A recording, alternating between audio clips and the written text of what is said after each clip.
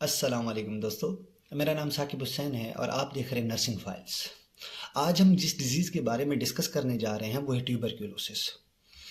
Tuberculosis हर साल तकरीबन 2 billion लोगों को जो है वो इन्फेक्ट करती है अपने बैक्टीरिया मायोबैक्टीरियम ट्यूबरक्यूलोसिस के थ्रू, जिसमें 90 टू 95% जो केसेस होते हैं, जो पेशेंट्स होते हैं, उनमें जो सिम्टम्स होते हैं वो असिम्टमेटिक होते हैं due to immune system contaminate. Pakistan tuberculosis के हवाले से अकॉर्डिंग टू WHO 5वें नंबर पे आता है। पाकिस्तान में हर साल 5,10,000 न्यू ट्यूबरक्यूलोसिस के केसेस सामने आते हैं, जिसमें 15 लाख जो वो केसेस है जो ड्रग रेजिस्टेंस के साथ आते हैं। अब ड्रग रेजिस्टेंस हम उस चीज़ को कहते हैं जिसमें कोई भी बैक्टीरिया जो कोई उसको दवाई दी जा रही है उसके खिलाफ खुद को बचाने के लिए जो है वो कुछ कंपोनेंट तैयार कर ले, जो कोई टॉक्सिन्स हो सकते हैं हमारे पास, उसकी स्किन में कुछ चेंजेस हो सकते हैं, जिसके थ्रू क्या करता है कि उस ड्रग के खिलाफ बैक्टीरिया खुद को बचाने में जो है वो कामयाब रहता है। तो इस हवाले से है जो ट्यूबरक्यूलोसिस, उसमें पाकिस्तान जो है वो ड्रग रेजिस्टेंस के हवाले से 4th नंबर पे आता है। उसके अलावा अगर हम ये डिस्कस कर लें कि ये ड्रग रेजिस्टेंस होती क्यों है ट्यूबरक्यूलोसिस के पेशेंट्स में, जिसका सबसे बड़ा जो अहम कंपोनेंट जाता है वो जाता है डिलेड डायग्नोसिस को। जो बीमारी डायग्नोज होती है वो बहुत लेट होती है। उसके अलावा unsupervised inappropriate and इनएडिक्वेट drug regimes. Patient को अगर 500 या 1,000 ग्राम सुबह शाम मेडिकेशन दी जा रही है तो वो क्या करता है कि 500 ग्राम खा ली हर रोज़ और 500 ग्राम नहीं खाई, या एक दिन खा ली या एक दिन नहीं खाई। तो इस हवाले से जो माइकोबैक्टीरियम ट्यूबरक्यूलोसिस का बैक्टीरिया है वो अपने अंदर से रेजिस्टेंस उस ड्रग के खिलाफ पैदा कर लेता है और वो ड्रग उसको किल करने के काबिल नहीं रहती, जिसकी वजह से दोबारा जो है वो रिजीम्स चेंज करनी पड़ती हैं। और इस हवाले से जो ड्रग रेजिस्टेंस के हवाले से माइकोबैक्टीरियम की को किल करने के लिए चंद ही ड्रग्स की जो क्लासेस हैं वो बचती हैं। उसके अलावा lack of social support programs for high risk populations, वो पॉपुलेशन जो हाई रिस्क पर हैं या वो इंसान जिनको ट्यूबरक्यूलोसिस के पेशेंट्स हैं उनको सोशल सपोर्ट नहीं मिलता, क्योंकि वो जब एक्टिव टीबी की सूरत में होते हैं तो वो क्या करते हैं, उनको आइसोलेशन में रखा जाता है। तब पेशेंट जो लोग हैं उनसे वो हमेशा दूर रहते हैं, उनसे बातें नहीं करते। तो इस हवाले से जो वो पेशेंट्स हैं वो इस जो डिजीज़ प्रोसेस होता है जिसमें वो मेडिकेशन ले रहे होते हैं, इससे वो दूर चले जाते हैं और अपनी मेडिकेशन जो होती है वो ब्रेक कर लेते हैं, जिसकी वजह से ड्रग रेजिस्टेंस जो है वो बहुत ही तेज़ी से पाकिस्तान में फैल रही है। अगर हम ट्यूबरक्यूलोसिस की बात करें तो ट्यूबरक्यूलोसिस एक chronic communicable airborne progressive mycobacterial infection है। कौन कॉज करवाता है? Mycobacterium tuberculosis. ट्यूबरक्यूलोसिस हमेशा जो है वो एसिम्टोमेटिक होती है अपने लेटेंट पीरियड में। लेटेंट पीरियड वो होता है जिसमें वो बॉडी को इन्वेट करके वहाँ पर जो है वो मल्टीप्लाई कर रही होती है और कोई भी जो है वो करंट साइन और सिम्टम्स शो नहीं कर रही होती है। ट्यूबरक्यूलोसिस ज़्यादातर जो है वो लंग्स को अफेक्ट करती है। क्यों लंग्स को अफेक्ट करती है? क्योंकि ये ओब्लिग एरोब है, यानी इसको जो है वो अपने सर्वाइवल के लिए हाई अमाउंट ऑफ ऑक्सीजन चाहिए, जो लंग्स के सिवा उसे कोई नहीं दे सकता। उसके अलावा ये बॉडी के और ऑर्गन्स और टिश्यू को भी अफेक्ट कर सकते हैं, जिसमें kidneys, lymph nodes, meninges, liver और स्किन आ जाते हैं। इंपॉर्टेंट प्रॉपर्टीज क्या है माइकोबैक्टीरियम ट्यूबरक्यूलोसिस की? ये रोड शेप बैक्टीरिया होते हैं, ये रैप्ड होते हैं, निक्रोड लाइक फॉर्मेशन, ओब्लिगेट एरोब होते हैं, यानी इनको ऑक्सीजन जो है वो ज़्यादा चाहिए होती है। उसके अलावा इनकी सरफेस के ऊपर जो है वो वेक्सी वाल जो है वो कंपोस्ट की हुई होती है, जो माइकोलिक एसिड के थ्रू बनी हुई होती है। ये क्या होती है कि ज़्यादा चिपचिपी होती है। साइड जो वाल्स वाले टिश्यूज़ होते हैं उनमें जो है उनको अट्रैक्ट करने में या उनको जो है वो किल करने में मदद देती है टिश्यूज़ को। उसके अलावा जो बॉडी के डिफेंस मैकेनिज्म के सेल्स होते हैं, जब वो इनको फेगोसाइटोसिस करने की कोशिश करते हैं तब ये क्या करती है, वो फेगोसाइटोसिस करने नहीं देती। उसके अलावा ये हमेशा कॉलोनीज की फॉर्म में पाई जाती हैं। इनका जो इंक्यूबेशन पीरियड है, अब इंक्यूबेशन पीरियड वो पीरियड होता है जिसमें कोई भी पैथोजन जो है वो मल्टीप्लाई करता है। इनका जो इंक्यूबेशन पीरियड इनिशियली होता है वो 2 to 10 वीक्स का होता है और ये हमेशा म्यूकस से ट्रैप होने में खुद को बचा लेते हैं थ्रू अपनी जो सेल वाल होती है इनकी, उसके थ्रू। और ये डीप एयरवेज तक जाके पहुंचते हैं, जिसमें एल्वियोलाई में जाके वहां पे इन्फेक्शन कॉज करवाते हैं। रेजिस्टेंस होते हैं हमेशा वीक डिसइंफेक्टेंट से, और सर्वाइव करते हैं ड्राई सरफेसेस पे फॉर द मंथ्स, महीनों की सूरत में जो है वो इसी सेल वॉल की मदद से जो है वो ड्राई सरफेसेस पे भी ये सर्वाइव कर लेते हैं। पैथोजेनेसिस क्या है? ट्यूबरक्यूलोसिस, माइकोबैक्टीरियम ट्यूबरक्यूलोसिस किस तरह से लंग्स को अफेक्ट करता है और बॉडी के दूसरे ऑर्गन्स को। जैसा हमने पीछे पढ़ा कि माइकोबैक्टीरियम ट्यूबरक्यूलोसिस ड्रॉपलेट्स की सूरत में आता है, तो कोई भी इनएक्टिव टीबी वाला इंसान जिसको एक्टिव टीबी है वो खांसेगा, बात करेगा, ज़्यादा सांस लेगा, या ज़्यादा खांसने की वजह से जो ड्रॉपलेट्स होंगे वो कंटेमिनेटेड होंगे माइकोबैक्टीरियम ट्यूबरक्यूलोसिस के साथ। जिस इंसान को टीबी नहीं होगी, अगर वो उनको इनहेल करेगा तो इनहेल करने की सूरत में माइकोबैक्टीरियम ट्यूबरक्यूलोसिस जो बैक्टीरिया होंगे वो उसके एयरवे के थ्रू लंग्स को जाके इन्वेड करेंगे। लंग्स में मौजूद होते हैं इम्यून सिस्टम यानी डिफेंस मैकेनिज्म के सेल्स। अब जैसे ही ये ट्यूबरक्यूलोसिस वहाँ पे जाएगा और वहाँ पे इन्वेड करेगा, तो माइक्रोफेजेस जो ट्यूबरक्यूलोसिस के ही जो हमारे पास इम्यून सिस्टम का पार्ट है वो क्या करेंगे, इनको किल करने की कोशिश करेंगे। अब जब हमारे पास इनकी फेगोसाइटोसिस की बात आती है, तब फेगोसाइटोसिस में मैक्रोफेजेस ये क्या करते हैं कि जो बैक्टीरिया होता है उसको इंगल्फ करते हैं। जब मैक्रोफेज ट्यूबरक्यूलोसिस के बैक्टीरिया को इंगल्फ कर रहे होते हैं, जब ये इंगल्फ कर रहे होते हैं, तो इस हम गोल दायरे को कहेंगे फेगोसोम, इस वैक्यूल को। अब इस वैक्यूल के साथ आगे जाके अटैच होना होता है लाइसोसाइम का वैक्यूल। जब ये लाइसोसोम वैक्यूल इसके साथ आगे अटैच होगा, तब ये अपने अंदर से लाइसोजाइम एंजाइम जो है वो रिलीज करेगा, जो इस बैक्टीरिया को किल करेंगे और इसे जो है वो एक वेस्ट मटेरियल की सूरत में बाहर जाके फेंकेंगे। अब होता यहाँ पे मैक्रोफेज के अंदर ये है कि जैसे ही माइकोबैक्टीरियम ट्यूबरक्यूलोसिस मैक्रोफेज उसको इंगल्फ करता है, तो ये क्या करता है कि अपने अंदर से कुछ एंजाइम्स रिलीज करता है।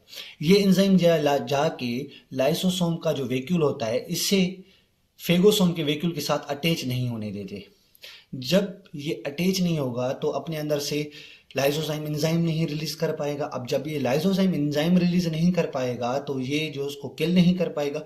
इसी का फायदा उठाते माइकोबैक्टीरियम ट्यूबरक्यूलोसिस क्या करता है, मैक्रोफेज के अंदर ही खुद को मल्टीप्लाई करना शुरू करता है और वहां पे जो है वो इन्फेक्ट करना शुरू कर देता है। अब जैसे ही ये इसको इन्फेक्ट करेगा तो ये क्या कहते हैं, अपनी सरफेस के ऊपर जो है वो कुछ प्रोटीन्स शो करना शुरू कर देते हैं। जैसे ही प्रोटीन शो करना शुरू कर देते हैं तो एडाप्टिव इम्यूनिटी यहाँ पे जो है वो इन्वॉल्व होती है।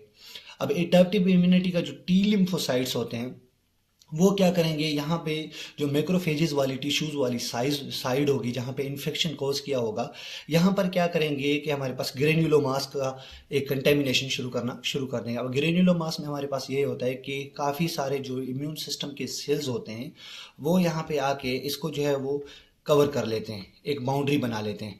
अब जैसे ही ये इस साइज पे जो है वो बाउंड्री बनेगी, इसको इस जगह से ले ले। अब जब यहाँ पे हमारे पास ग्रेन्युलोमास बनेगा, तब क्या होगा कि यहाँ पे एक चीज लाइक जो है वो नेक्रोसिस होना शुरू हो जाएगी। अब जैसे ही चीज लाइक नेक्रोसिस होना शुरू हो गई तो यहाँ पे जो टिश्यूज होंगे माइकोबैक्टीरियम ट्यूबरक्यूलोसिस के साथ वो भी डेड होंगे, जिसकी वजह से क्या होगा कि पस फॉर्मेशन होगी। अब इस पस फॉर्मेशन की वजह से हमारे पास जो है वो गॉन फोकस के नाम से एक जो है वो स्कार को नाम दिया जाता है, गॉन फोकस। अब दोबारा क्या होता है कि जब ये मैक्रोफेजेस अगर इन्होंने माइग्रेशन कर ली लिम्फ नोड में, अब जब ये लिम्फ नोड में जो लंग्स के ऊपर यहाँ पर मौजूद होते हैं, इन लिम्फ नोड्स में अगर इन्होंने माइग्रेशन कर ली तो यहाँ पर भी जो हमारे पास टी सेल्स जाके वहाँ पे भी ग्रेन्युलोमास बनाना शुरू कर देते हैं। अब जब वहाँ पे ये ग्रेन्युलोमास लिम्फ नोड्स में बनाना शुरू कर देते हैं तो वहाँ पर जो है वो इनकी कैल्सिफिकेशन होगी और फिब्रोसिस होगा, जिसकी वजह से जो है वो स्कार की फॉर्मेशन जो है वो ज़्यादा प्रोमिनेंट होना शुरू हो जाएगी।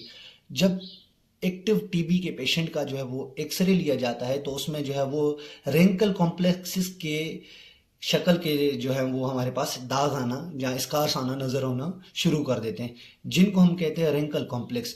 अब जब ये लिम्फ नोड के अंदर जो ग्रेन्युलोमास बनेगा इसे हम कहेंगे गॉन्स कॉम्प्लेक्स। उस अगर हम डिफरेंशिएट करें कि गॉन फोकस और गॉन कॉम्प्लेक्स में फ़र्क क्या है, तो गॉन फोकस हमेशा किडनी के टिश्यूज़ पे ऊपर होगा, और जो गॉन कॉम्प्लेक्स होगा ये हमेशा किडनी के जो लिम्फ नोड्स होंगे ना, उसमें जो हमारे पास ग्रेन्युलोमास की फॉर्मेशन हो रही है, उनमें जो है वो हम उनको नाम देंगे गॉन्स कॉम्प्लेक्स। तो इस तरह से जो ये है इनकी पैथोजेनेसिस होती है, इस तरह से जो माइकोबैक्टीरियम ट्यूबरक्यूलोसिस है लंग्स के अंदर जो है वो डिजीज कॉज करवाता है।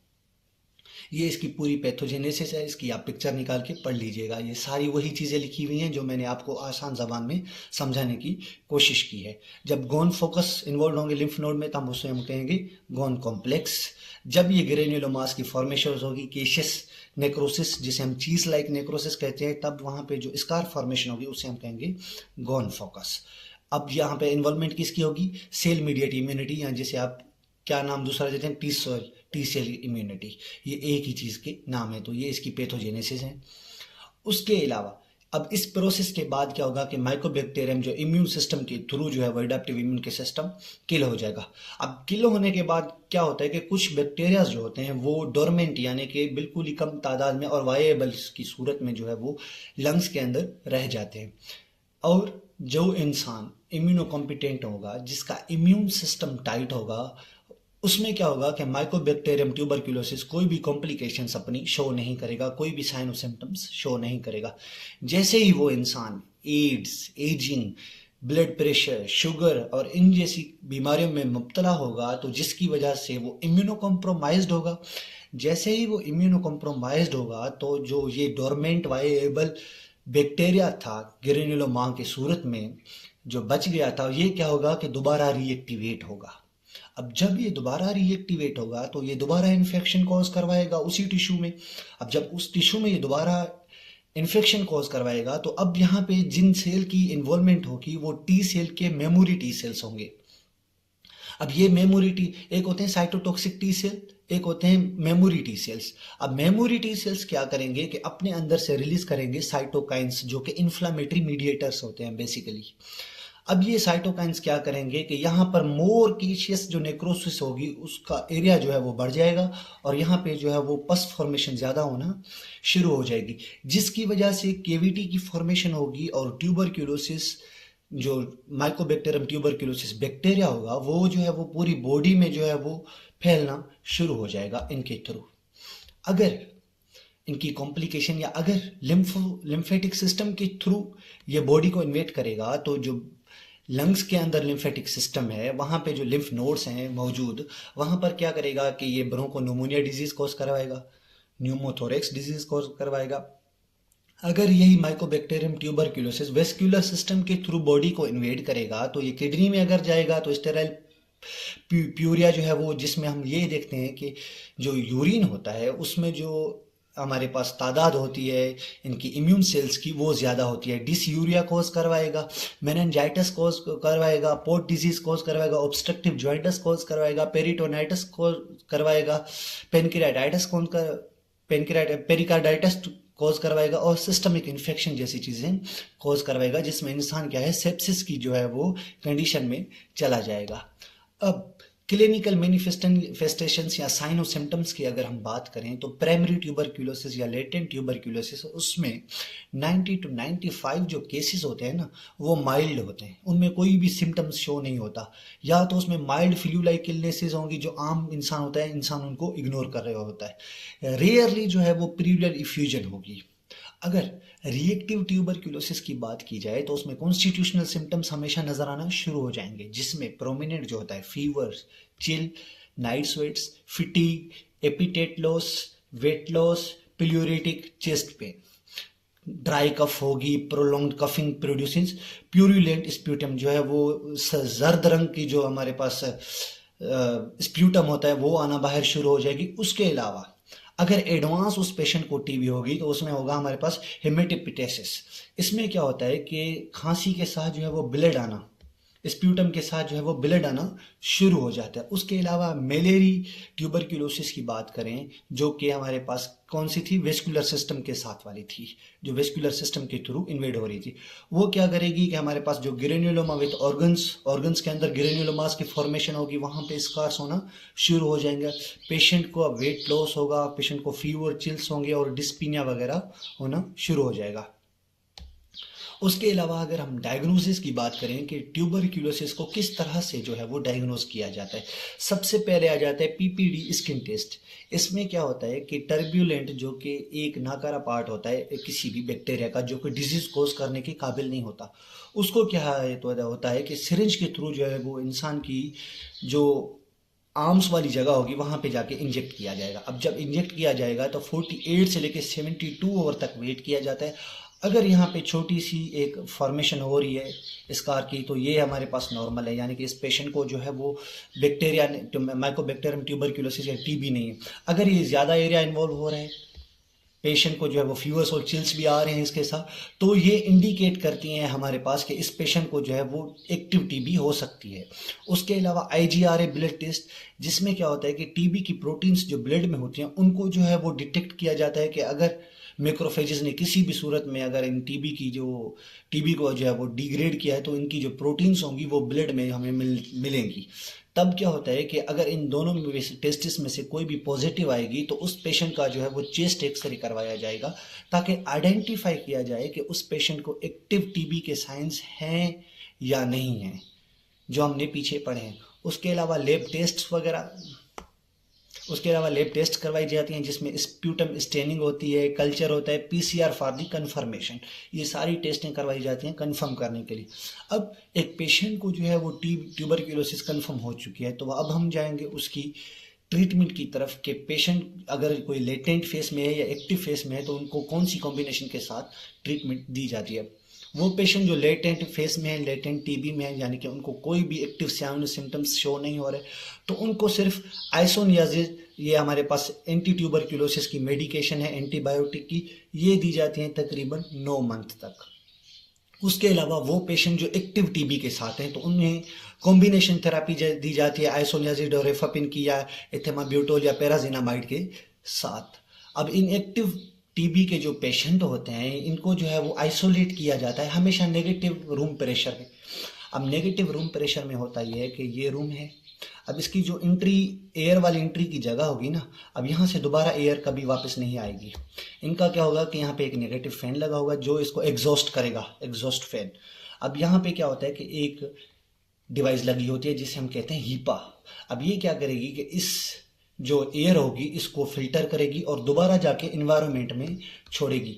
अगर ये नेगेटिव नहीं होता, पॉजिटिव रूम प्रेशर पे होता, तो ये दोबारा ड्रॉपलेट्स हमारे पास ट्रेवल करते एयर के थ्रू और दूसरे जो इंसान होते हैं उनको जो है वो ट्यूबरक्यूलोसिस कोज करवा सकते हैं। जो कोई भी विजिटर इन ट्यूबरक्यूलोसिस के पेशेंट को विजिट करेगा जो आइसोलेशन में होंगे, तो उनके लिए रिकमेंड होता है कि आप हमेशा जो है वो N95 मास्क के ज़रिए जाएं और हमेशा जो है वो इनको जो है वो, अगर ये पेशेंट रिकवर हो गए, ट्यूबरक्यूलोसिस इनको नेगेटिव आना शुरू हो गई, इनकी जो रिकवरी है वो अच्छे तरीके से हो गई, फिर भी एहतियात के तौर पे इनको मल्टीपल मेडिकेशन के साथ रखा जाता है कई महीनों तक, ताकि जो बैक्टीरिया अगर बचे हुए भी हैं माइकोबैक्टीरियम ट्यूबरक्यूलोसिस के, तो वो भी हमारे पास किल हो जाएं। और दोबारा एक नया तज्जिया या एक नया नज़रिया पेश किया गया है ट्यूबरक्यूलोसिस की रेजिस्टेंस को कम करने के लिए, एक डॉट प्रोग्राम। अब डॉट प्रोग्राम हमारे पास ये है कि डायरेक्टली ऑब्जर्व थेरेपी। इसमें ये होता है कि रोज़ हेल्थ केयर प्रोफेशनल या तो उस पेशेंट के डोर पे जाएगा या तो उसे वीडियो कॉल के ज़रिए वो जो पेशेंट होगा टीबी का, वो उस हेल्थ केयर प्रोवाइडर के सामने जो है वो मेडिकेशन खाएगा, ताकि जो डोजेज है वो भी कंप्लीट रहे और पेशेंट को जो है वो ड्रग रेजिस्टेंस जो है वो ना हो। इस वजह से इस डॉट प्रोग्राम का जो है वो इनिशिएटिव लिया गया है। ये अभी सिंध में भी डॉट प्रोग्राम चल रहा है। अगर हम ड्रग रेजिस्टेंस की ट्यूबरक्यूलोसिस की बात करें तो इसमें बेसिकली दो कैटेगरीज लाई करती हैं। एक है हमारे पास मल्टी ड्रग रेजिस्टेंस, वो पेशेंट जिनको काफ़ी सारी जो कॉम्बिनेशन के साथ ड्रग दी जा रही थी वो उनसे रेजिस्टेंस हो चुके हैं, तो उनमें एक सेकंड लाइन ऑफ ड्रग्स के साथ उनको दोबारा ट्रीट किया जाता है, जिसमें अमीकासिन, केनामाइसिन वगैरह आ जाते हैं। अगर इससे भी काम बढ़ जाए तो उस हम कैटेगरी को नाम देंगे एक्सट्रीमली ड्रग रेजिस्टेंस। इसमें क्या होता है कि अभी अभी मतलब 2 से 3 साल हुए हैं, एफडीए जो कि हमारे पास अमेरिकन इदारा है, उन्होंने एक ड्रग मंजूर की है जिसे हम कहते हैं प्रीटोमेनिड। ये प्रीटोमेनिड हमारे पास कॉम्बिनेशन के साथ दी जाती है बेडाक्विलिन और लिंजोलिड के साथ। इनकी इस ड्रग का जो सक्सेस रेट है वो तकरीबन 90% है, जो कि टीबी के केसेस को पेशेंट को फ़ायदा दे रही है। और ये हमारे पास एक्टिव काम कर रही है उन पेशेंट में जो कि एक्सट्रीमली ड्रग रेजिस्टेंस के साथ होते हैं। अगर हम नर्सिंग इंटरवेंशन की बात करें तो नर्सिंग इंटरवेंशन में अगर किसी पेशेंट का पॉजिटिव स्प्यूटम आ गया है, अगर उस पेशेंट का पॉजिटिव स्प्यूटम आ गया है तो आप हमेशा उसको जो है वो आइसोलेशन में रखें ताकि जो स्प्रेड ऑफ इन्फेक्शन है उसको प्रिवेंट किया जाए। हमेशा इंश्योर करें कि अगर आप उस पेशेंट को विजिट कर रहे हैं तो N95 मास्क का जो इस्तेमाल है वो लाजमी करें। हमेशा फॉलो करें रूटीन जो इन्फेक्शन कंट्रोल प्रोसीजर्स होते हैं, जैसे उनके बॉडी फ्लूइड्स को हैंडल करना हो गया, उसके स्पेसिमेंस को हैंडल करना हो गया, तो इनमें हमेशा इन्फेक्शन कंट्रोल प्रोसीजर्स का, जैसे आपके ग्लव्स हो गए, गाउन हो गया, मास्क हो गया, इन चीज़ों का हमेशा जो है वो ख्याल लाजमी रखें। सबसे जो अहम जिम्मेदारी होती है वो करेक्ट मेडिकेशन की होती है। पेशेंट को जो है वो हमेशा सपोर्ट दें और उनकी जो मेडिकेशन है वो टाइम पे दें ताकि जो ड्रग रेजिस्टेंस है वो उस पेशेंट में डेवलप ना हो जाए।